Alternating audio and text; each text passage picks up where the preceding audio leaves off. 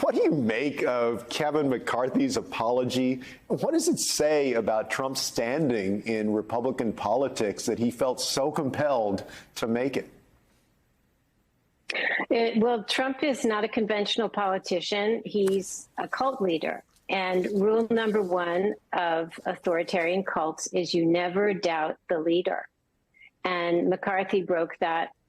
He broke that rule. And so a cycle, which is familiar to those who study authoritarian politics, opened where they had a phone call and he had to apologize in private. But of course, that's not enough. It has to be a public performance of humility. And so he had to give interviews and then issue a statement that said he's stronger than ever. So there have been many cycles of this. And, Kevin McCarthy, I'm old enough to remember that before Trump got the nomination in 2016, he was recorded telling Paul Ryan that he thought that Putin was paying Trump. So he's been working very hard, since to kind of get that taint off of him. And he ended up voting 97% of the time with Trump's wishes. So now he's become like the keeper of the personality cult flame. And this is what authoritarians do to parties like Orban and Erdogan in Turkey. They reduce them to the personal tools. And the saga of Kevin McCarthy just shows how this works. We're getting a lesson in America in showing how this works. Well, today, South Carolina Senator Lindsey Graham was booed on stage at a Trump rally in his own home state of South Carolina.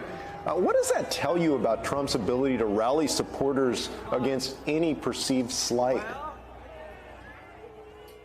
Well, that's how this works, and it's extremely important to make sure that there are no cracks in the facade of loyalty.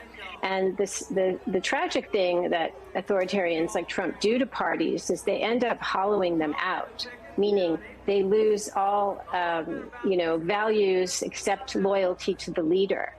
And that's why, I've been tracking this for years, and in 2020, the election year, the GOP said it wasn't going to have any platform other than supporting Trump. So that was already a party that was becoming hollowed out. And of course, the big test was after January 6th. They could have turned their backs on him, and instead they doubled down. And so they're now a completely submissive party. I also want to ask you about the Wagner Group's failed rebellion last week. Do you think this spells danger for Vladimir Putin's hold on power? It does. It showed him to be weakened in myriad ways. It showed that he did not, continuing the theme of elites. There's a principle that unites all of these cases. It's called the authoritarian bargain. And that's when powerful elites sign on to prop up the leader and they share in the profits. And in Putin's case, it's kleptocracy. And ever since the war began, since it hasn't been going well, there have been cracks in the facade. And of course, this is the most serious one.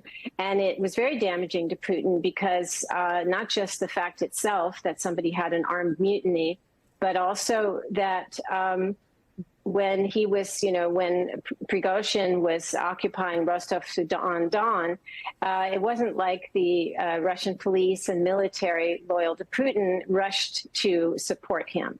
And many of the population seemed indifferent.